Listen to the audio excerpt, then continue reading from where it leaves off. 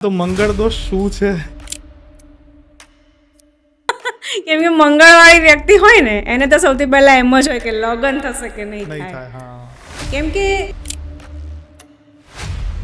તો શનિ છે ને એ એકદમ ઠંડી વ્યક્તિ છે. શનિવાળા એ કેવા હોય કે જેમ કે આપણે કહીએ ને કે ચલો બહાર જઈએ, ઉઠો એટલે હા જઈએ છે ને, કરીએ છે ને, હમણાં થોડી વાર રહી અને મંગળ ચલો ઊભા થઈ જાઓ કેવી રીતે મેળ? ઘડપણમાં સ્ટ્રગલ સારું કે જવાનીમાં કારણ કે ત્યારે થાય, ઘડપણમાં ન થાય. તો પછી તો એ પૂછડ્યું જીવન છે. તમને પૂછડ્યું જીવન એકદમ સરસ આપશે. ઘણી વખત શનિ કેતુ, ઘણી વખત મંગળ શનિ કેતુ આ ત્રણેય એક સ્થાનમાં બેસી જતા હોય. આવી જ્યારે કુંડલીઓ બનતી હોય ત્યારે અમુક પ્રકારના ભ્રામક વધારે ફેલાવવામાં આવે કે ભાઈ આ બહુ જ ખરાબ થશે, ખોટું થશે. રાહુ મંગળ હોય ખરેખરમાં એ એટલા અસરકારક હોય છે કે નથી હોતા? 2 નંબરના પૈસાની આ દુનિયા છે. હા, 2 નંબરનો પૈસો તો રાહુ જ આપે. કચેરીના ધક્કા થાય છે, પોલીસ સ્ટેશનના ધક્કા થાય છે અને એમાં એ વિજય પ્રાપ્ત થાય, એ કેસમાં એ વિજય બને, એના માટેના કોઈ ઉપાયો છે જ્યોતિષ પ્રમાણે? લગ્ન પછી એક નાડી દોષ, જ્યોતિષ જ્યારે કુંડલી જોતા હોય ને કે નાડી દોષ છે, સંતાન નહીં થાય. 3 નાડી છે. હા, 3 જ નાડી છે, અંત્ય, મધ્ય ને આદ્ય. હવે આટલા કરોડો પબ્લિકમાં તમે કેટલી નાડી અલગ અલગ આશા રાખશો? શુક્ર પણ દાંપત્ય જીવનને તમારું એકદમ ઊંચું લઈ જશે એવું એ છે જ નહીં. એવું ઘણા બધા પ્રયત્ન કર્યા પછી પણ સંતાન પ્રાપ્તિ નથી થતી હોતી. તેવા લોકો માટે કોઈ ઉપાય, મંત્ર, કોઈ સાધના આપી શકો? કુંડળી બતાવ્યા વગર એમણે ગાયનેકની સલાહ વધારે લેવી જોઈએ. ચંદ્રને બળવાન કરવાનું એક જ તમને હું સમાધાન આપું. જ્યારે તમે સૂઈ જાઓ છો રાત્રે તો તમે ઘરમાં દીવો પ્રગટાઈને પણ સૂઈ જશો ને તો પણ પૈસો આવશે. જનરલી ઘરમાં મંદિર જે હોય એ ઈશાન ખૂણામાં હોય? ના હોવું જોઈએ. અચ્છા, ઈશાન ખૂણામાં મંદિર ના હોવું જોઈએ. અચ્છા, કેમ કે ઈશાન ખૂણો છે ને તો જાતનું મૂકવામાં આવે છે. નમસ્કાર, સ્વાગત છે બેઠકના પોડકાસ્ટમાં. અને આજનો જે પોડકાસ્ટ છે ને એ છે મિત્તલબેન વ્યાસ જોડે. મિત્તલબેન વ્યાસ એ એસ્ટ્રોલોજર છે, બહુ જ સારા એસ્ટ્રોલોજર છે. એટલા માટે કારણ કે એ એવા પ્રકારનું એસ્ટ્રોલોજીકલ જ્ઞાન આપે છે જે સામાન્ય જીવનમાં આપણે ઉપયોગમાં લઈ શકીએ. સાથે સાથે એ સારા ટેરોકા રીડર પણ છે અને વાસ્તુ એક્સપર્ટ પણ છે અને એથી એ વિશે બહુ સારા વ્યક્તિત્વ છે.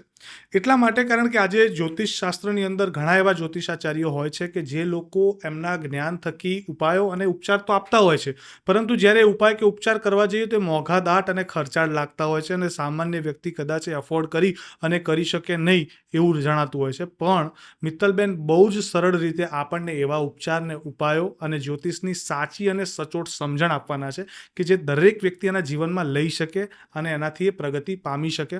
ખરેખરમાં જ્યોતિષનું એક સાચું અને સચોટ માર્ગદર્શન તમને આ પોડકાસ્ટમાં મળવા જઈ રહ્યું છે.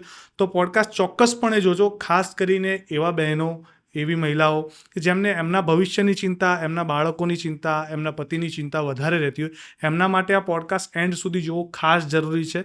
તો ચાલો શરૂઆત કરીએ.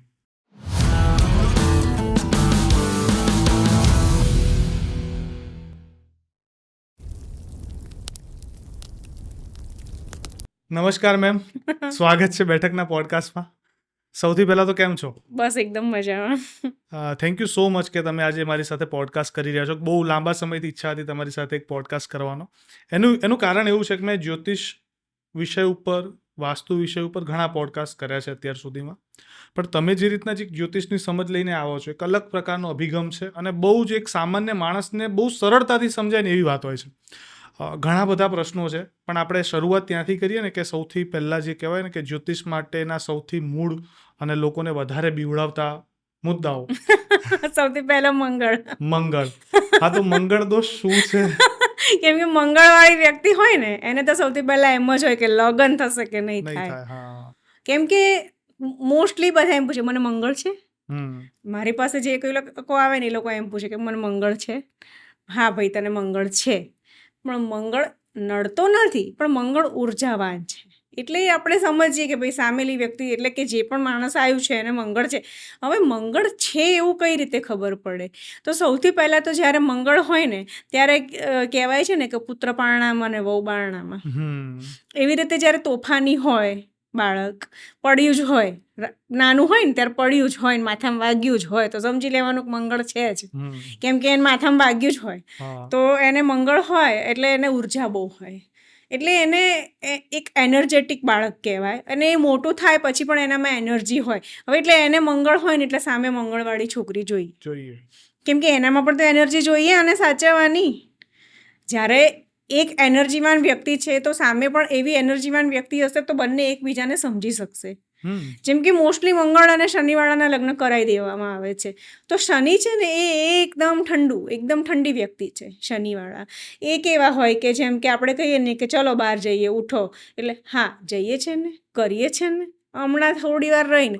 અને મંગળ ચલો ચલો ચલો ચલો ઊભા થઈ જાઓ, કેવી રીતે મેળ પડે? એટલે મંગળ અને શનિ વાળું જે કોમ્બિનેશન જ્યોતિષો કરાવતા હોય છે કે મંગળ ને શનિ ચાલે ને શનિ ને મંગળ ચાલે, એ એક સમાધાન છે. અચ્છા. કેમ કે દર વખતે મંગળવાળું મળી જ ના રહે અને મંગળવાળાના લગ્નની ઉતાવળ હોય.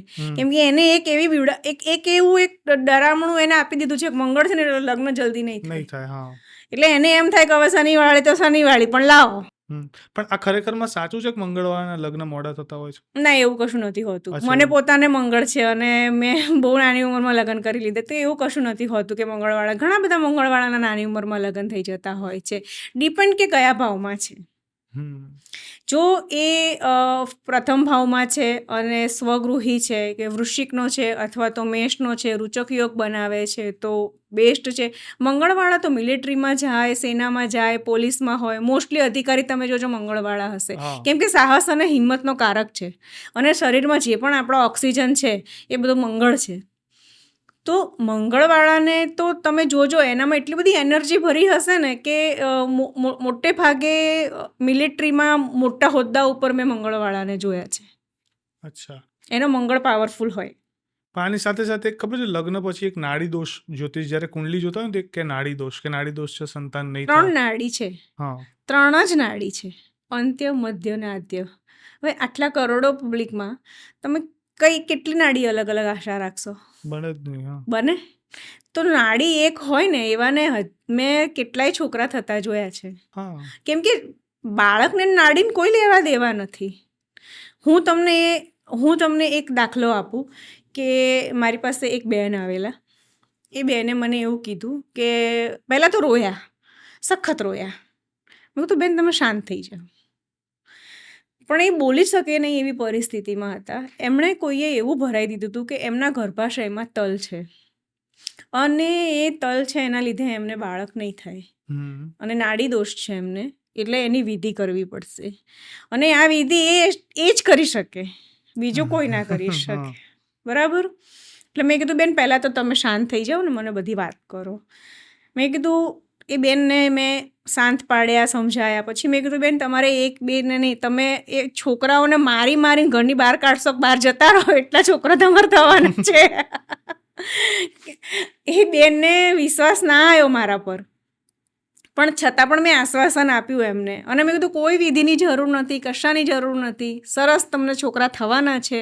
અને અત્યારે એમને સરસ બેબી છે ને સરસ એમનો સંસાર ચાલે છે, એમને કોઈ તકલીફ નથી.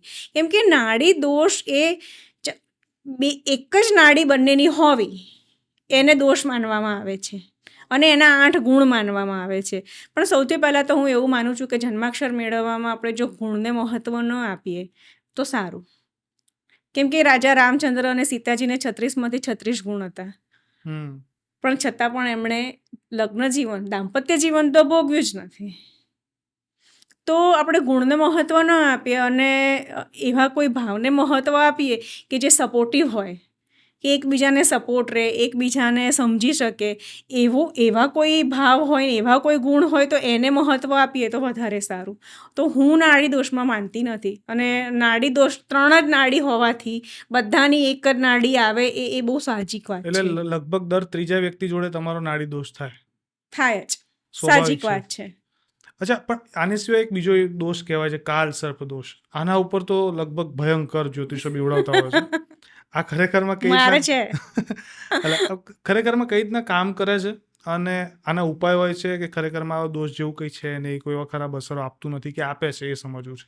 કાલ સર્પદોષ એટલે રાહુ અને કેતુની અંદર તમામ ગ્રહો આવી જવા, એને કાલ સર્પદોષ કહેવામાં આવે છે. હવે પહેલા તો કાલ એટલે શું? સમય. સર્પ એટલે શાપ અને દોષ એટલે કે ભાઈ એનો તમને દોષ છે. પણ એ દોષ તમને શું નડે છે? એ દોષ તમને કશું જ કરતો નથી. એક એક એવી વાત છે કે થોડીક લાઈફમાં તમારા સ્ટ્રગલ હોય કે કાલ સર્પદોષના લીધે, કેમ કે તમારા જે એક જ જગ્યાએ બધા જ ગ્રહો આવી જવા, તો એ ગ્રહો આવી જશે તમામ, પણ એમની દ્રષ્ટિ તો બીજા ભાવોમાં પડવાની જ છે ને. અને એ ભાવો જેમ કે આપણે માની લઈએ કે ભાઈ નવમ સ્થાનનો સ્વામી આ બાજુ ત્રીજા સ્થાનમાં બેઠો છે, પણ એ ત્યાંથી એને જોવાનો તો છે જ. તો એ ત્યાં બેઠો બેઠો પણ એને રૂલ તો કરવાનો જ છે, કેમ કે એનું ઘર છે. બે ઘરનો એક માલિક હોય છતાં પણ એ બે ઘર સંભાળવાનો તો છે જ ને. તો કાલ સર્પદોષમાં પણ એવું જ છે. ભલે એક આવી જાય છે રાહુ અને કેતુના અંડરમાં, તો એનો મતલબ એ નથી થતો કે એ તમારા જીવનમાં કંઈ ખરાબ જ કરશે. અને એને કહેવાય છે પૂંછડિયું જીવન. તો તમને થોડી જવાનીમાં સ્ટ્રગલ ચોક્કસ આપશે, પણ તમારું જે પાછલું જીવન છે ને એને સુંદર રીતે કેમ કે જેમ સાપની પૂંછડીમાં એનું જીવન સમાયેલું છે ને, એવી રીતે કાલ સર્પદોષમાં પણ આફ્ટર 42 તમારું જીવન આખું બદલાઈ જશે. તો એ સારી વાત છે કે ખોટી, મને કહો? ઘડપણમાં સ્ટ્રગલ સારું કે જવાનીમાં? હા, તો પછી તો એ પૂંછડિયું જીવન છે. તમને પૂંછડિયું જીવન એકદમ સરસ આપશે.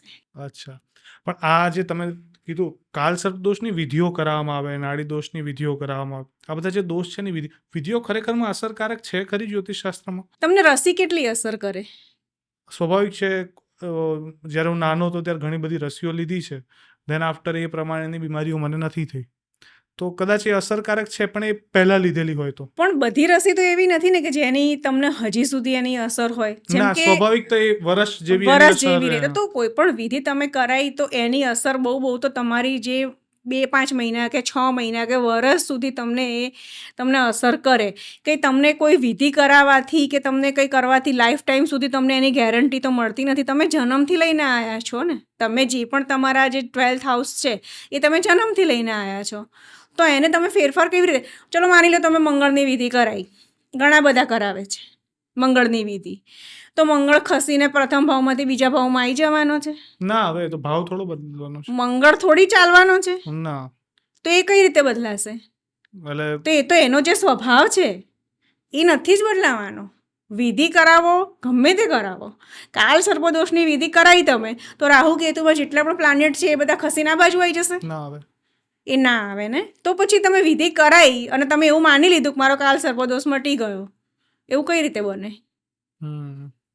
આવા ખોટા વિધિ પાછળ પૈસા બગાડવા એના કરતાં કોઈ જ્યોતિષ પાસે જઈને સાચું માર્ગદર્શન મેળવીને જે તમારી કુંડળી છે, જે તમારું સમાધાન છે એને એક્સેપ્ટ કરો કે ભાઈ આ મારું જીવન છે, આ મારો સ્વભાવ છે. જેમ કે મને કોઈનો ફોન આવે કે કોઈ એવી વિધિ થાય કે મને વિઝા મળે, મેં કીધું ભાઈ તો હું મૂર્ખી છું તો અહીંયા બેસી રહી છું, હું ના ઉડી જાઉં, તું ફોન મૂકી દે. એટલે આ કોઈ વિધિથી વિઝા મળી જાય, વાત ખોટી? મળતા હશે, એ તો ટ્રમ્પના હાથમાં છે કે સરકારના હાથમાં છે ને. અને મને એક વાત તમને કહેવી છે કે ઘણી વખત છે ને આ નીચના અને ઉચ્ચના ગ્રહો વિશેની જે એક વાત છે ને એ મને ઘણી વખત સમજમાં નથી આવતી કે શું નીચના ગ્રહો ને ઉચ્ચના ગ્રહો. મેં મોટે ભાગે નીચના ગ્રહોને આપતા જોયા છે. અચ્છા. જેમ કે તમે કોઈ એકદમ એટ્રેક્ટિવ વ્યક્તિ જોશો ને અને એનો શુક્ર જોશો ને એની કુંડળીમાં, તો એ નીચનો જ હશે. એનું જે પણ રૂપ હશે અથવા તો જે પણ એનું એટ્રેક્ટિવ વ્યક્તિત્વ હશે એને નીચનો શુક્ર જ અપાવશે. બીજું એક સરસ તમને હું ઉદાહરણ આપું કે ડૉક્ટર, મોટાભાગના ડૉક્ટરની કુંડળીમાં સૂર્ય નીચનો હોય છે. એની સાથે જો મંગળ બેસે તો એ ઓર્થોપેડિક હોય છે, એની સાથે જો શુક્ર બેસે તો એ ગાયનેકોલોજિસ્ટ હોય છે, એની સાથે કયો પ્લેનેટ બેસે, બુધ હોય તો એ નસોનો ડૉક્ટર હોય છે. તો આવી રીતે મેં નીચના સૂર્યના ઘણા બધા એવા જોયા છે કે જે નીચના સૂર્યમાં ડૉક્ટર બનતા જોયા છે. પણ ઉચ્ચનો સૂર્ય હોય, ચોક્કસ ઉચ્ચનો સૂર્ય પણ એટલું જ આપે છે, પણ એવું નથી કે નીચેના ગ્રહો કશું નથી આપતા હોતા. અચ્છા, એટલે તમારી વાત ઉપરથી મને એવું લાગે છે, માન લો કે આ ગુરુ છે એ નીચનો હોય, શુક્ર છે નીચનો હોય, તો ફળ આપે પોઝિટિવ વધારે? હા, આપે ને. કેમ કે કોઈ પણ પ્લેનેટ કશું જ નથી આપતું એવું તો બનતું નથી. હા, પણ ડિગ્રીકલી તમારે જોવું પડે, એના ડિગ્રીઝ શું છે, એની અવસ્થા શું છે. જેમ આપણી પણ બાળ અવસ્થા હોય ત્યારે આપણે, જેમ કે જો એક તમને વાત કરું કે બધા કહેતા હોય છે કે અમુક વર્ષ પછી મંગળ નથી નડતો, હા એવું બધા કહેતા હોય છે. તો મંગળ અમુક વર્ષ પછી નડતો નથી એવું નથી હોતું, મંગળ તો ક્યારેય નથી નડતો, પણ મંગળની જે ઉગ્રતા હોય છે એ ઓછી થઈ જાય છે, કેમ કે એનામાં એક સમજણ આવી જાય છે, એક ઠહેરાવાઈ જાય એક છે. ઠહેરાવ આવી જાય છે. એટલા માટે એવું કહેવામાં આવે છે કે મંગળ અમુક વર્ષ પછી નથી નડતો, બાકી એ નડતો તો પહેલાંય નહોતો જ. પહેલાંય નથી. પણ અને કદાચ જો મંગળ બુધના ઘરમાં હોય ને તો ઘણી વખત આપણે એવા મંગળવાળા વ્યક્તિ જોયા છે કે જે ગુસ્સો ના કરતા હોય, ઘણા એવા હોય.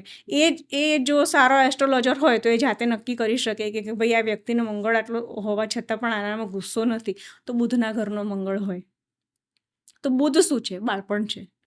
અચ્છા, ઘણી કુંડલીઓ એવી પણ હોય છે જેની અંદર મંગળ જ નથી હોતો છતાંય લગ્ન મોડા થતા હોય છે. હા, એ એવું રીઝન હોય છે, કેમ કે એવું નથી હોતું કે ખાલી મંગળ જ એક કારણ છે કે લગ્ન મોડા કરે છે. રાહુ અને ગુરુ પણ એટલા જ મહત્વ ધરાવે છે લગ્ન મોડા કરાવવા માટેનું. અને શુક્ર પણ દાંપત્ય જીવનને તમારું એકદમ ઊંચું લઈ જશે એવું એ છે જ નહીં એવું. અચ્છા. કેમ કે શુક્ર તો તમારો ભોગ અને વિલાસનો કારક છે. એ તો ઉપરથી માણસને, હવે સામેની વ્યક્તિને કોઈ ઇન્ટરેસ્ટ ના હોય તમારા કોઈ પણ બહાર હરવા ફરવામાં, ખાવા પીવામાં કે એમાં, અને તમે જો શુક્ર પ્રધાન હોવ અને તમને તો બહારનું જ ખાવું હોય ને હરવું જ હોય ને ફરવું હોય, તમારું દાંપત્ય જીવન કઈ રીતે ચાલશે? હા, બહુ સ્વાભાવિક. બરાબર છે ને. હવે જો તમે ગુરુ પ્રધાન વ્યક્તિ છો, તમને નથી ખાવું હરવું ફરવું, ગુરુ પ્રધાન વ્યક્તિ કેવી હોય? એનામાં આળસ વધારે હોય ને એને થોડું ધ્યાનસ્થ મેડિટેશન ટાઈપનો. ના એવું નથી હોતું. ગુરુ પ્રધાન વ્યક્તિને કેવું હોય? વાતો જ કરવામાં ઇન્ટરેસ્ટ હોય, ફેલાવવી.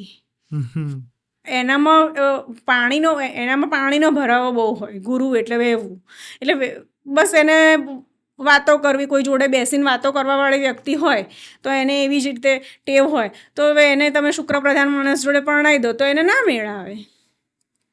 એટલે ખાલી મંગળ છે લગ્ન માટે એવું નથી હોતું. ઘણા બધા પરિબળો હોય છે જે લગ્ન ન થવા પાછળ પણ.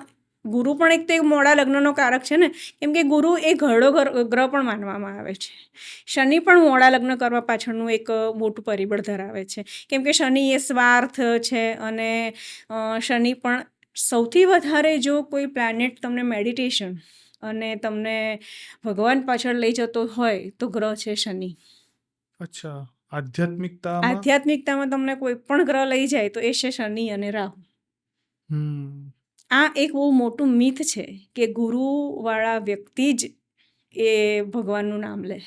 અચ્છા, પણ એક છે ને, એક કંજક્શન એવું માનવામાં આવે છે. કંજક્શનની વાત અત્યારે એટલે કરું છું કારણ કે તમે જે ડિટેલમાં સમજાવો છો ને એના આધારે ઘણી વખત શનિ કેતુ, ઘણી વખત મંગળ શનિ કેતુ, આ ત્રણેય એક સ્થાનમાં બેસી જતા હોય.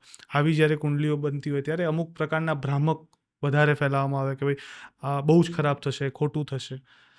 રાહુ મંગળ હોય ખરેખરમાં એટલા અસરકારક હોય છે કે નથી હોતા? મંગળ શનિ છે ને એટલે લંગોટ યોગ બનાવે. હવે લંગોટ યોગ એટલે શું કે કોઈ રાજા મહારાજા તો પહેરે જ નહીં, એ એક સાધુ સંત પહેરે. હવે શનિનો સ્વભાવ છે એક કે એનો મૂળભૂત સ્વભાવ છે શનિનો કે એ તમને હંમેશા ભગવાનનું નામ લેવાનું ને તમને એમાં જ લઈ જાય આધ્યાત્મિકતામાં. એટલે એક તો એ લંગોટ યોગ બનાવે અને જોડે મંગળ બેઠો છે એ બનવા ના દે, એવું થવા ના દે. એટલે મંગળ શનિવાળા જો લોખંડમાં જાય અથવા તો એવા કોઈ બિઝનેસમાં જાય તો બહુ આગળ જાય. અચ્છા. કે એવું નથી હોતું કે એ લોકો, પણ એટલું ખરું કે એ લોકોને લાઈફમાં થોડી સ્ટ્રગલ પડતી હોય છે, પણ એ કયા ભાવમાં બેઠા હોય છે અને એને કોણ જોવે છે, કયા પ્લાનેટ જોવે છે એ મુખ્ય આધાર રાખે છે. અને ગોચરમાં જો કોઈ એવા પ્લાનેટ આવી જાય, જેમ કે મંગળ શનિ તમારા સેકન્ડ હાઉસમાં બેઠા છે ને એની ઉપર જો રાહુ આવી જાય તો માણસને અકારણ ગુસ્સો અને ન બોલવાના શબ્દો બોલીને એ સંબંધો બગાડતો હોય છે. તો ખરાબ થવું એવું નહીં, પણ ગોચરના ગ્રહો થોડા એમાં અસર કરતા હોય છે. અચ્છા, પણ હવે આ વાત ઉપરથી એક બીજો પ્રશ્ન મારા મગજમાં આવે છે કે ઘણી વખત એવું જોવા મળે છે સ્વાભાવિક તો કે લોકોને એવું કહેવામાં આવે છે ગુરુ તમારો નબળો છે, તમે કોઈકને ગુરુ બનાવો. આઈડિયલી હમણાં ગુરુ પૂર્ણિમા નજીકમાં આવે છે તો ગુરુનું મહત્વ શું હોય છે એ વિષય હોય છે ખરું? ગુરુ તો તમારો નબળો હોય કે ના હોય, અથવા તો ગુરુ જો તમારો ઉચ્ચનો હોય અથવા તો સ્વગૃહી હોય અથવા તો હંસયોગ હોય તો પણ તમારે ગુરુ તો બનાવવા જ જોઈએ. કેમ કે ગુરુ વગર તો તમને જીવનમાં કશું જ નથી. ભગવાન પણ તમને ગુરુ જ બતાવે છે. પણ હું એમ માનું છું કે ગુરુ બી બળવાન હોય કુંડળીમાં, ગુરુ નીચેનો હોય કે ગમે તે હોય, પણ સૂર્ય અને ચંદ્ર આ 2 કુંડળીનો આધાર છે. આ 2 સ્તંભ એવા છે કે જો તમે 4 દિવસ જો પૃથ્વી ઉપર પણ જો હમણાં સૂર્યનું આગમન ના થાય ને તો ફૂગાઈ જાય. એવી જ રીતે જો કુંડળીમાં સૂર્ય બળવાન ના હોય ને, ભલે સૂર્ય નીચનો હોય, નીચનો હોવું અને બળવાન ન હોવું આ બેમાં બહુ અંતર છે. બળવાન ન હોવું એટલે કે એ 12મે બેસી જાય છે, અથવા તો એની ડિગ્રી ઓછી થઈ જાય છે. ત્યારે એનું એ થઈ જાય છે કે ભાઈ એ તમને આપવા માટે અસમર્થ થઈ જાય છે. જ્યારે તમારો રાતનો જન્મ હોય, અડધી રાતનો જન્મ હોય, એવું કંઈ હોય તો સૂર્ય અને ચંદ્ર આ 2 બહુ અગત્યની. હવે તમે જ કહો મને કે તમે કેટલા પ્લાનેટ જોયા છે? સૂર્ય અને ચંદ્ર જે નરી જોયા આંખે છે ને? દેખાતા. હા, તો તમે એ 2ને કેમ નથી માનતા? તમે ભગવાનને જોયા છે? ના. પણ તમે સૂર્યચંદ્રને જોયા છે. તમારી કુંડળીમાં સૂર્યચંદ્ર છે તો તમે સૂર્યચંદ્રને માનો ને. પહેલો આધાર આપણા પૂર્વજો શું કહેતા હતા કે તમે સૂર્યોદય પહેલાં ઉઠો તો તમારી પ્રગતિ થશે. એટલા માટે નહોતા કહેતા કે આપણે ઉઠી જઈએ. એટલા માટે કહેતા હતા કે આપણે ઉઠી જઈએ ને આપણને એ જે સૂર્યના કિરણોનું આપણા શરીરમાં ઉતરે અને આપણે એ સૂર્ય નરી આંખે જોઈએ તો આપણને એનું બળ મળે. અને એ આપોઆપ આપણી કુંડળી મજબૂત કરે. પણ આજકાલ તો મેજોરિટી યુવાનો બહુ મોડે સુધી જાગતા હોય છે ને, લગભગ સૂર્યોદય ને કદાચ ઘણા તો બપોરે ઉઠતા હોય છે. આવું એક અત્યારે છે કે વધારે પડતા લોકો રાત્રે મોડે સુધી જાગે ને પછી ઉઠે મોડા 10 વાગે 12 વાગે એમ ઉઠતા હોય છે. તો આનાથી એમની કુંડલી ઉપર એફેક્ટ થાય પડે, સૂર્ય નબળો થાય. અને સૂર્યને મજબૂત બનાવવા માટે એવું જ નથી કે તમે સૂર્યને જળ ચડાવો. અચ્છા. કેમ કે માધ્યમ જોઈએ. કોઈ બી વસ્તુનું માટે માધ્યમ જોઈએ. મારે નરેન્દ્ર મોદીને મળવું છે તો શું મને ડાયરેક્ટ મળશે? ના, એનો પ્રોટોકોલ હોય, એની સિસ્ટમ એના પ્રમાણે પ્રોટોકોલ હોય ને. તો મને સૂર્યનું મારે બળ જોઈએ છે તો મને ડાયરેક્ટ ના મળે. મારે ગાયત્રી માતાને, ગાયત્રી એ સૂર્યમાની માતા છે. તો તમે ગાયત્રી મંત્ર કરો, એનું ઉલ્લંઘન નહીં થાય. અચ્છા, પણ ઘણા લોકો કહે છે ગાયત્રી મંત્ર પણ આપણી જોડે છે ને એ સવિતુર ગાયત્રી મંત્ર છે, ઘણા કહે છે ખોટો છે. હવે એકચ્યુઅલી એ ગાયત્રી મંત્ર છે કયો? આપણને જે શીખવાડવામાં આવ્યો છે એ જ આપણો ગાયત્રી મંત્ર. ઓમ ભૂર્ભુવઃ સ્વઃ તત્સવિતુર્વરેણ્યમ ભર્ગો દેવસ્ય ધીમહિ ધિયો યો નઃ પ્રચોદયાત. આ જ મંત્ર છે. અને આને જ કરવાથી તમે સૂર્યને પામી શકો. કેમ કે આ માધ્યમ છે. મારા બા બહુ કહેતા કે તું ગાયત્રી કર, તું ગાયત્રી કર. હા, કેમ કે તમે સૂર્યને ગાયત્રી કેમ કરાવતા આપણા પૂર્વજો આપણને? કે તમે સૂર્યને પામી શકો. અને જ્યારે તમે સૂર્યને પામો ને પછી તમારે કશું જ પામવાની જરૂર ના પડે. એવી જ રીતે તમે ચંદ્રને પામો. હું ચંદ્રને બળવાન કરવાનું એક જ તમને હું સમાધાન આપું કે જ્યારે પૂનમ હોય ને ત્યારે 2 મિનિટ ચંદ્રની સામે જોઈ રહો. બસ 2 જ મિનિટ, 2 મિનિટ 2 સેકન્ડ. એના રેડિયેશન લેવા માટે કેટલી મિનિટ જોઈએ તમારે? બસ આંખમાં વાગે ને દેખાય એટલી વાર. અને એ રેડિયેશન આવશે ને એ સીધા અહીંયાથી ઉતરશે. એ જ મેડિટેશન, ફૂલ મૂન મેડિટેશન કહેવામાં આવે છે એને. ગૌતમ બુદ્ધને પણ આત્મજ્ઞાન પૂર્ણિમાના દિવસે પ્રાપ્ત થયું હતું. ફૂલ મૂન મેડિટેશન કહેવામાં આવે છે. હું ટેરો કાર્ડ રીડર પણ છું, તો હું મારા જ્યારે બી ટેરોને ચાર્જ કરું છું ત્યારે ફૂલ મૂનમાં જ કરું છું. અચ્છા. પણ આ છે ને, આ તમે જે વાતો કરો છો ને બહુ એકદમ સામાન્ય ઉપયોગમાં લઈ શકાય ને બહુ ઇઝી ઉપાય છે. એટલે કે આના બહુ કોમ્પ્લિકેશન નથી. જે જ્યારે જ્યોતિષ અત્યારે અમુક પ્રકારના કોમ્પ્લિકેશન બતાવે છે એ પ્રકારની વાતો બહુ એનું રીઝન છે કે તમે પૂજા પાઠ તે બધું તમે કેટલા દિવસ કરવાના? મેં તમને કીધું કે તમે તમે આ પાઠ કરો કે તમે પેલો પાઠ કરો, તમે કેટલા દિવસ કરવાના? તમે કહેશો 4 દિવસ કર્યા, 5 દિવસ કર્યા, મહિનો કર્યો, 6 મહિના કર્યો, રિઝલ્ટ તો મળતું નથી. ઋષિ મુનિઓને કેટલું મળ્યું? હજારો વર્ષ ઋષિ મુનિઓએ તપશ્ચર્યા કરી, એમને કેટલું રિઝલ્ટ મળ્યું?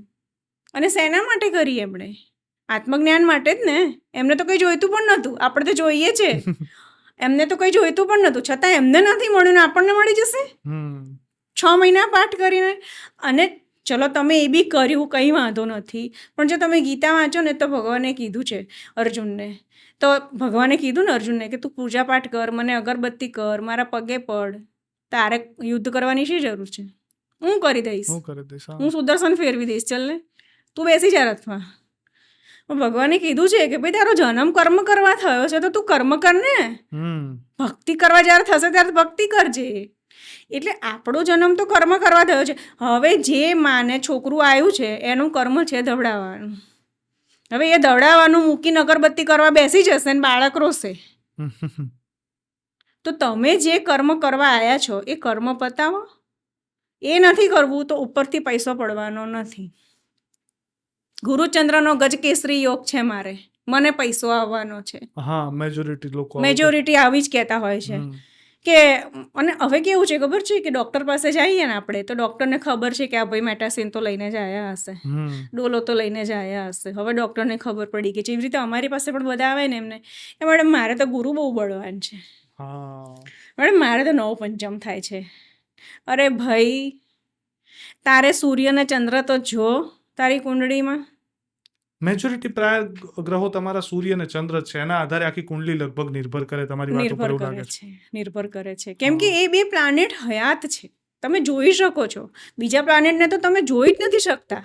અને તમે જ્યારે એને જોતા જ નથી, જેને તમે જોયા પણ નથી, એની તમે વીંટીઓ પહેરવી છે તમારે અને એનું તમારે સમાધાન શોધવું છે.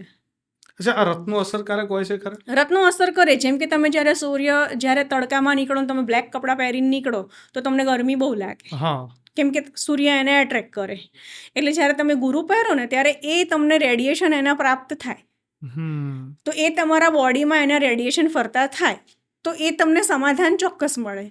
પણ એ બધું ક્યારે કે જ્યારે એની મહાદશા અંતરદશા ચાલતી હોય. ટાઈમલાઈન સિવાય પ્લેનેટ્સ જાગૃત હોતા નથી. એનું ટાઈમલાઈન પીરિયડ હોય છે. એની મહાદશા ચાલતી હોય, એમાં એની આંતરદશા ચાલતી હોય, એની પ્રત્યુંતર દશા ચાલતી હોય, એની ડિગ્રી જોવાતી હોય અને પછી જ એને પહેરાતું હોય છે. અને એને ધારણ કરવા માટે આ તો શું, આજે તમે નંગ ધારણ કર્યો ને પછી તમે 6 મહિના 12 મહિના વર્ષ 2 વર્ષ પછી મળો ને તો એટલો મેલો ઘાણ જેવો થઈ ગયો હોય, પછી એને શું કરવાનો? એને તમારે ચાર્જ કરવો પડે. એને બી તમારે સૂર્ય અને ચંદ્રમાં જ ચાર્જ કરવાનો છે, કેમ કે ચાર્જિંગના 2 જ પ્લગ ભગવાને આપ્યા છે અને એમાં જ થાય બધું. આખી પૃથ્વી એને ચાર્જ કરે છે, તો આપણે શું છીએ? બિલકુલ. અચ્છા, પણ આ તમે રત્નોનું કીધું ને, આના ઉપરથી મનમાં એક બીજો પણ મને પ્રશ્ન એ આવ્યો કે જે સમયે શાસ્ત્રોની રચના થઈ, જ્યારે જ્યોતિષશાસ્ત્ર લખાયું, જે પણ મહાન સંતોએ લખ્યું, મહર્ષિ વેદવ્યાસથી માંડીને પરાશર મુનિએ જ્યારે પોતાના સંશોધન કરીને નક્કી કર્યું કે આ કુંડલી છે, આ રીતના 9 ગ્રહો છે જે માનવ જીવન ઉપર આ પ્રકારની અસર પાડે છે, એ વખતે જ્યારે એમને એના ફાયદા કે ઉપાયો લખ્યા હશે, એ વખતે તેમને એમની એ સમયની જે વર્તમાન પરિસ્થિતિ હશે એને ધ્યાનમાં રાખીને જ લખ્યા હશે. પણ આજે કોઈ વ્યક્તિ જ્યોતિષ જોડે જાય એટલે પૂછે કે મારે ફોર્ચ્યુનર આવશે, મારે મર્સિડીસ આવશે, મારે મોટો બંગલો થશે, મારે 5 BHK થશે, હવે શેર માર્કેટમાં કેટલો ફાયદો થશે, આવા પ્રશ્નો. હવે એ વખતે શેર માર્કેટ નહોતું, ને ફોર્ચ્યુનર હતી, ને મર્સિડીસ હતી, ને 5 BHK હતા, ને 3 BHK હતા. તો આજના ટાઈમે જ્યોતિષ જ્યારે જોઈને કહે છે કે હા તમારે તો 5 BHKનો યોગ છે, મોટું ઘર થશે, કે પછી કોઈક વખત એવું કે ફોર્ચ્યુનર ગાડી આવશે તમારે 2 વર્ષમાં ફોર્ચ્યુનર, ઘણા તો એવું કહે છે કે હેલિકોપ્ટર ઉતરશે તમારા ઘર ઉપર, તો આવું પણ કહે છે 2025. તો આ ખરેખરમાં કેટલું અસરકારક છે અને કઈ રીતના ચાલે છે? પહેલાના જમાનામાં, એટલે કે હું તો એવું કહીશ કે એક યુગ એવો હતો કે પદ, પ્રતિષ્ઠા અને સંતતિ, આ 3 માટે જ જ્યોતિષને બોલાવવામાં આવતા. કેમ કે પહેલાં જ્યારે રાજાઓનું જીવન હતું કે ઋષિમુનિઓના વખતમાં, કે પદ અને પ્રતિષ્ઠા જ માન્યમાં રાખ, અને સંતતિ ખાસ કરીને, કેમ કે એનો અભાવ હતો સંતતિનો. તો જેમ રાજા દશરથને બધું જ હતું પણ સંતતિ નહોતી, તો એનો હવન કરવામાં આવ્યો. તો જ્યોતિષે કીધું હતું કે ભાઈ સંતતિ તો છે પણ હવન કરવો પડશે, બરાબર? એટલે એ સમાધાન હતું હવને, એ જ્યોતિષના દ્વારા એમનું સમાધાન થયું. એવી જ રીતે પહેલાંના જમાનામાં જ્યારે જ્યોતિષ બોલાવવામાં આવતા ત્યારે રાજાઓને પણ એવી જ રીતે સમાધાન અપાતું હતું અને એક વોર્નિંગ પણ અપાતી હતી કે ભાઈ તમે કોઈ સ્ત્રીથી દૂર રહેજો. ઋષિમુનિઓને પણ એવી રીતે વોર્નિંગ અપાતી હતી કે તું તપશ્ચર્યા કરીશ પણ તને એક એવું પણ છે કે તારે સ્ત્રીથી દૂર રહેવું પડશે, નહીં તો તારી તપશ્ચર્યાનો ભંગ થશે. માનવું ના માનવું એ વખત જમાનામાં પણ એ લોકો ઉપર જ આધાર હતો. એવી જ રીતે અત્યારે પણ આજે તમે કહો છો એમ ફોર્ચ્યુનર કે હેલિકોપ્ટર કે એ બધું જ આપણે 4th હાઉસથી જોતા હોઈએ છીએ કે ભાઈ એના સુખનો કારક ગ્રહ કયો છે. અચ્છા. એના સુખનો કારક ગ્રહ અથવા તો એના પુણ્યનો ગળો એ કેટલો ભરેલો છે. જેમ કે આપણે જોવા જઈએ તો એના બધા જ પ્લાનેટ બહુ જ મજબૂત છે, એની મહાદશા અંતરદશા બધું જ સરસ છે. તમને ખબર છે કે મોટે ભાગેની મહાદશા કષ્ટદાયી હોય છે ગુરુની. અચ્છા. કોણ કહે છે તમને કે ગુરુ તમને ભોગ વિલાસ આપશે? ગુરુ પોતે તો ભોગવે નહીં તો તમને ક્યાંથી ભોગવા? બરાબર. સૌથી સારી મહાદશા અંતરદશા તમને શુક્રની સારી પડે, અને પણ અત્યારના યુગમાં તો રાહુ તમને કંઈક આપે, કેમ કે આ કળયુગ છે. એટલે રાહુ તમને જો સારો બેઠો હોય તો કંઈક આપે, કેમ કે 2 નંબરના પૈસાની આ દુનિયા છે. તો 2 નંબરનો પૈસો તો રાહુ જ આપે. તો જો એ મજબૂત હોય અને બેઠો હોય તો ચોક્કસ એના ઘેર હેલિકોપ્ટરે ઉતરે ને એનો 5 BHK નો બંગલો થાય. બરોબર છે. અચ્છા, રાહુ કોઈકનો મજબૂત છે આજના યુગમાં, તો એની કુંડલી બહુ સારી છે આજના યુગ માટેની. કેમ કે આજના યુગમાં ગુરુ કશું ના આપી શકે. અચ્છા, પણ આજે વાત કરી ને તમે રાહુની ને ગુરુની, ઘણી ખરી વાર એવું જ્યોતિષો દ્વારા સાંભળવા મળે છે કે રાહુ છે ને એ, આવું જ્યોતિષો મેજોરિટી બોલતા હોય છે કે રાહુ અને એ અમુક વખતે સોશિયલ મીડિયાનો કારક માનવામાં આવે છે. મારે મને જ્યારથી શરૂ કર્યું ત્યારથી મને ઘણા મળે કે તમારો રાહુ સારો છે ને તમારો સોશિયલ મીડિયા સારો છે. ખરેખરમાં ઇઝ ઇટ ટ્રુ? રાહુ એટલે એક પ્રકારનું તમને કેવું કહેવાય કે વ્યસન. રાહુ એ વ્યસન છે. તો સોશિયલ મીડિયા શું છે? અચ્છા, વ્યસન જ છે એક વ્યસન જ જાતનું. છે ને. સ્ક્રોલ કરો. તો વ્યસન એટલે રાહુ થઈ ગયું. જેની કુંડળીમાં શનિ રાહુ મંગળ રાહુ આવી કુંડળી હોય ને એ લોકોને અમે વ્યસન, એ માણસને પૂછવાનું હોય જ નહીં, ખબર જ હોય કે એને વ્યસન હશે જ. બરોબર છે. અચ્છા, આના સિવાય છે ને, હવે આ તમે વાત કરીને એટલે મનમાં 1-2 પ્રશ્નો બીજા એવા આવે છે. જેમ કે હમણાં મેં કીધું શેર માર્કેટનું, તમને કીધું શેર માર્કેટ કઈ રીતના કન્સિડર થાય? માની લો કે મારે શેર માર્કેટનું કરવું છે, તો મારી કુંડલીમાં કયા ગ્રહ સારા હોય તો હું શેર માર્કેટ કરી શકું? તમારી કુંડળીમાં જો અત્યારના આ પીરિયડમાં જોવા જઈએ ને તો રાહુ સારો હોય ને તો તમે શેર માર્કેટમાં જઈ શકો. બીજું જો ગુરુ સારો હોય ને તો તમે શેર માર્કેટમાં જઈ શકો, કેમ કે ગુરુનું કામ છે બચાવ કરવું. અચ્છા. અને રાહુનું કામ છે તમને તડપ આપવું. એટલે જો તમને શેર માર્કેટમાં કેવું હોય કે સતત તમારે એને જોતા રહેવું પડે, એટલે વ્યસન એક જાતનું. તમારે સ્ક્રોલ કરતા રહેવું પડે કે ભાઈ કેટલું આવ્યું, શું થયું. તો શેર માર્કેટમાં જવા માટે એક એનું એ થયું, અને ગુરુ તમારો બચાવ કરે ક્યાં? કે તમારા પૈસા ડૂબે નહીં. તો આ તમારે ખાસ ધ્યાન રાખવું પડે કે જો ગોચરનો ગુરુ, તમારો જન્મનો ગુરુ બળવાન હોય, પણ એની ઉપર જો ગોચરનો ગુરુ બળવાન આવે અને તમે 1.5 વર્ષ માટે ગુરુ જ્યાં બેસે છે ત્યાંથી તમારું શેર બજાર જોવે છે, તો તમે શેર બજાર ચોક્કસ કરી શકો. શેર બજાર કયા ભાવથી જોવાતો હોય? 11મા ભાવથી જોવાતો હોય. અચ્છા, લાભ સ્થાનથી લાભસ્થાનથી જોવાતો. જોવાતો ઓકે, હોય. બરોબર છે. આનાથી ઘણા લોકો કુંડલીઓ લઈને બેસી જશે ચેક કરવા આવે. બટ આ બધી વાતો થઈ ગઈ. મારે છે ને હવે એવું જાણવું છે કે કોઈ એવા કેસ કુંડલીની અંદર, તમે ઘણી બધી કુંડલીઓ જોઈ છે, જેમ આપણે હમણાં બહાર ચર્ચા થઈ એ પ્રમાણે તમે કીધું ઘણા નંબર ઓફ કુંડલી જોઈ છે ને ઘણા અલગ અલગ વસ્તુઓ જોઈ છે. મારે એમાંથી જ અમુક 2-4 કિસ્સાઓ સાંભળવા છે કે કેવા પ્રકારના કિસ્સાઓ આવે ત્યારે એક જ્યોતિષને ચેલેન્જ પડતું હોય છે, અને કોઈ એવા અનુભવો તમારે થયેલા હોય? મને સૌથી વધારે કોઈ જો મારી પાસે કુંડળી લઈને આવે ને તો મને હેલ્થ ઇશ્યુઝમાં એવું લાગે કે ચેલેન્જ છે. અને હેલ્થ ઇશ્યુઝમાં મારી પાસે એક સમાધાન છે કે કોઈ માણસ સખત બીમાર છે, એની પાસે ડૉક્ટરો પણ હારી ગયા છે કે ભાઈ હવે આ બેઠું નહીં થાય કે આમ કે તેમ. એવામાં એક યંત્ર આવે છે મહામૃત્યુંજયનું, મહાદેવનું. એને મહામૃત્યુંજયના યંત્રને સિદ્ધ કરીને એને તમે સિદ્ધ કરો અને એને ગણપતિ અને શિવલિંગ એ યંત્ર ઉપર રાખીને તમે મહામૃત્યુંજયની માળા કરીને એ જળ જો તમે જેને બીમારી છે એને પીવડાવો દવાની જેમ, તો ચોક્કસથી રિઝલ્ટ જોવા મળે છે. અચ્છા. પણ એક હેલ્થ ઇશ્યુઝ એક ચેલેન્જ છે, કેમ કે અત્યારે એવા એવા રોગ આવ્યા છે હા કે નામ સાંભળ્યા નથી હોતા. હા રોગ જ ઘણી વાર તો પહેલી વાર હા, આવ્યા હોય છે. અને એક કોર્ટ કેસમાં પણ એવું બનતું હોય છે. હા એટલે આ મારો પ્રશ્ન હતો કે માન લો કોઈને લાંબા સમયથી કોર્ટ કેસ ચાલી રહ્યો છે, કચેરીના ધક્કા થાય છે, પોલીસ સ્ટેશનના ધક્કા થાય છે, અને એમાં એ વિજય પ્રાપ્ત થાય, એ કેસમાં એ વિજય બને, એના માટેના કોઈ ઉપાયો છે જ્યોતિષ પ્રમાણે? બગલામુખી મંત્ર બહુ અક્ષીર ઇલાજ છે. અચ્છા. બગલામુખી મંત્ર બહુ નાનો છે. અક્ષીર એટલે બગલામુખી એટલે મેજિક. એવી કળિયુગમાં બગલામુખી હાજરા હજુર. અચ્છા, એનો એ મંત્ર કરવાનો કોઈ વિધિ વિધાન કે એવું કંઈ? એનું કંઈ એવું ખાસ એટલું બધું હોતું નથી. 2 જ લીટીનો મંત્ર છે, અને એને તમારી કુળદેવીની જે તમારી ઘરમાં કુળદેવીની સ્થાપના થાય. સ્થાપના હોય એની નીચે એ યંત્ર મૂકવાનું હોય છે, અને રોજ એની એક માળા કરવાની હોય છે. બસ. મારી પાસે કોઈ લાંબુ સમાધાન છે નહીં, અને હું માનું છું એવું ત્યાં સુધી કે તમે આવી અટકળોમાં જો પડ્યા રહેશો તો તમે કર્મ કરો. હમ જેમ કે તમારી પર કોર્ટ કેસ ચાલી રહ્યો છે, તો તમે આ તો કરો જ. એની સાથે સાથે એક નાનો ઉપાય હું એ પણ કે તમે હનુમાન દાદાના ત્યાં દર શનિવારે ધજા ચડાવો. કયા રંગની? ધજા વિજયનો એક પ્રતીક પ્રતીક છે, છે. અને અત્યારે હનુમાન દાદા પણ જાગૃત છે, તો એ પણ તમને બહુ સારું રિઝલ્ટ આપશે.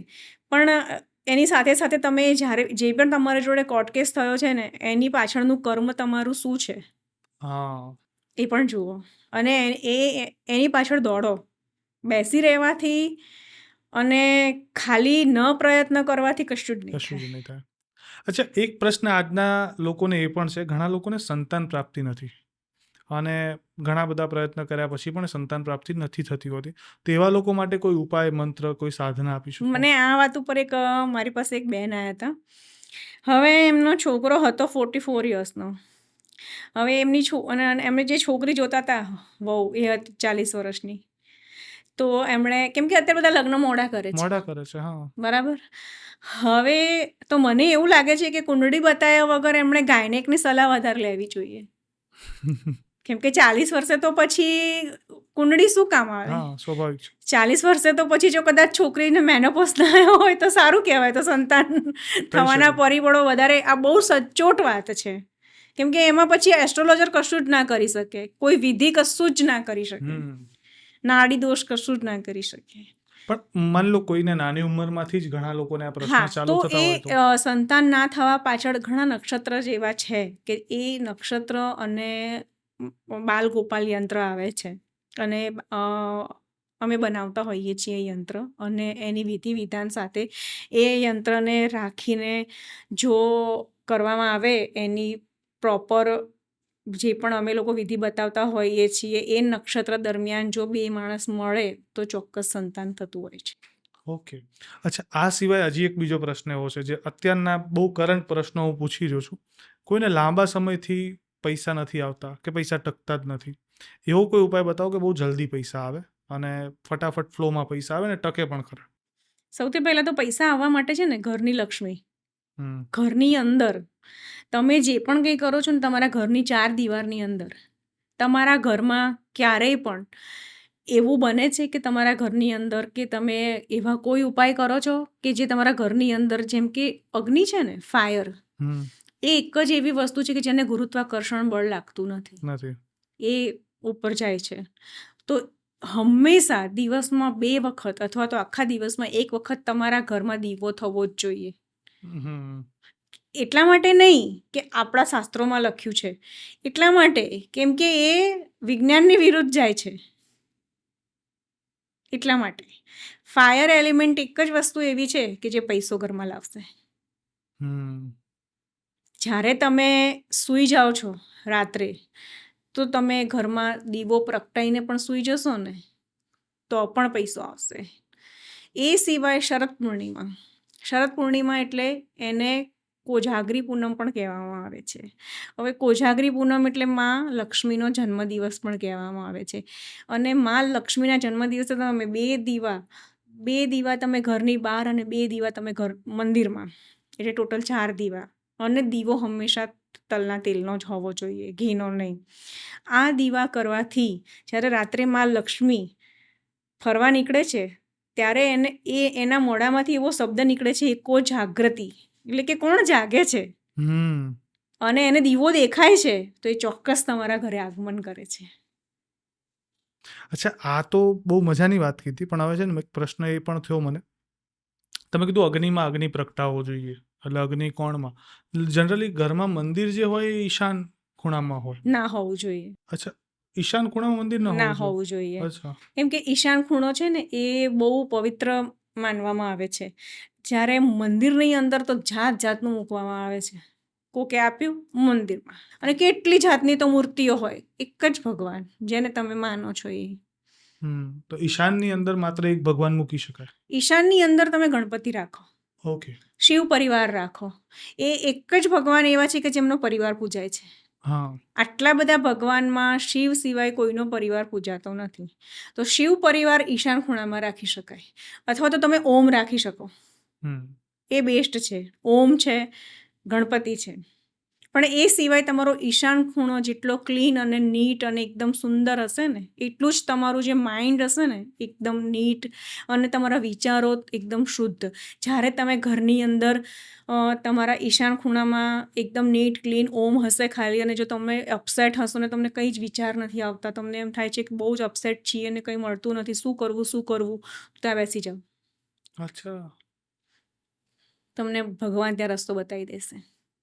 પણ ત્યાં મંદિર ના હોવું જોઈએ. તો મંદિર કઈ દિશામાં હોવું જોઈએ? મંદિર નોર્થ વેસ્ટમાં હોવું જોઈએ. સપોર્ટ, આપણને ભગવાનનો સપોર્ટ જોઈએ છે, સાથ અને સહકાર જોઈએ છે. ઈશ્વરનો સપોર્ટ હોય ને તો કોઈના સપોર્ટની જરૂર નથી.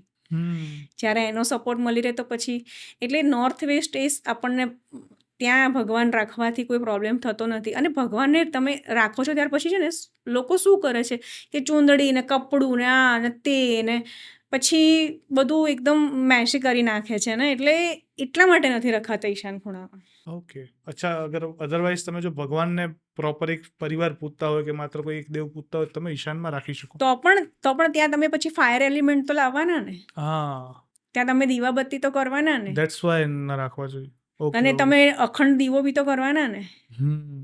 જ્યારે ઈશાન ખૂણો છે એ બે ઝોન ત્યાં ભેગા થાય છે, સો ત્યાં આગળ પછી ફાયર એલિમેન્ટ આવી જાય તો એ ઈશાન ખૂણો છે ને એ તમારું માનસિક બેલેન્સનો ઝોન છે, કે તમારું મન અશાંત ન હોય. જેમ કે માઇન્ડ ક્લિયર હોવું જોઈએ. તમે અત્યારે જોઈ શકો છો કે હું જે બોલું છું કેટલું ક્લિયરલી બોલું છું. માઇન્ડ તમારું ક્લિયર હોવું જોઈએ. દેટ મીન્સ કે મારો ઘરમાં ઈશાન ખૂણો એકદમ ક્લિયર છે. એટલે લોકોના વાત કરવાની પદ્ધતિ, એમના સ્વભાવ ને પ્રકૃતિથી અંદાજો લગાવી શકાય કે આ વ્યક્તિના ઘરમાં જે મગજમાં ઉપર ભાર રહેતો હોય, ફોગ રહેતો હોય માઇન્ડમાં, કે મને કંઈ સૂઝતું નથી, હું શું કરું, એમની બોલવાની પદ્ધતિ, આ બધાથી આપણને ખબર પડે કે એમનો ઈશાન ખૂણો કેટલો મેસી હશે, એના ઉપર કેટલું વજન હશે. બરોબર છે. બહુ સરસ મજાની વાતો કરી, અને હજી તો આવા ઘણા જ પ્રશ્નો પૂછવા છે, પણ સમયના અભાવે આ પોડકાસ્ટ હું અત્યારે અહીંયા પૂર્ણ કરવાની ઈચ્છા નથી, પણ કરી રહ્યો છું. પણ છેલ્લે છતાંય કોઈક લોકોને તમારે 2-5 રેમેડી કે સજેશન આપવા હોય જે વ્યવહારિક જીવનમાં ઉપયોગમાં આવી શકે અને જેનાથી બધાનું સારું થાય, એવું કંઈ કહો, અને આપણે પોડકાસ્ટ પૂર્ણ કરીએ. બસ મારે બધાને એટલું જ કહેવું છે કે જો તમે તમારી કુંડળી જાતે જ જોઈને એનું સમાધાન કરી શકતા હોય, અથવા તો તમે જે પણ જ્યોતિષ પાસે જાઓ, જ્યારે એ તમને 1st હાઉસથી 12th હાઉસ સુધી તમારી કુંડળી સમજાવે છે, તો તમે એમાંથી સમજો કે તમે કોણ છો, તમે શું છો. કેમ કે એવું ક્યાંય નથી કે કોઈ જ્યોતિષ પોતાની કુંડળી ના જોઈ શકે.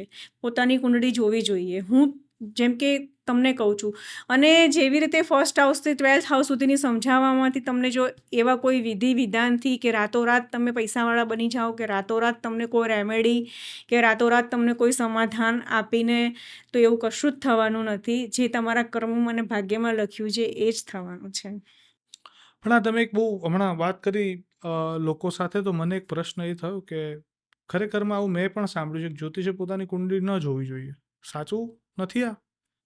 તો એક ઇન્ટિરિયર એન્જિનિયર એના ઘરનું ના કરી શકે ને. કરવું જ જોઈએ.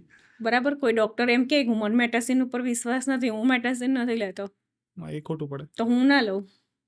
તો મને મારી કુંડળી જોઈને મન સમાધાન ના મળે તો હું બીજાને કેમ ન આપી શકું? હું બીજાને કેમ ન આપું? બહુ સાચી વાત.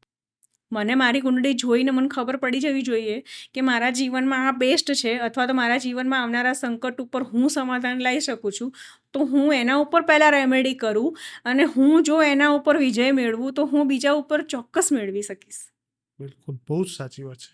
થેન્ક યુ સો મચ, બહુ જ મજા આવી, અને હું ચોક્કસપણે બીજી વખત તમને બોલાવીશ, કારણ કે હજી ઘણા બધા પ્રશ્નો મારે થેન્ક પૂછવા યુ છે સો તમને. Much. Thank you so much. Thank you so much.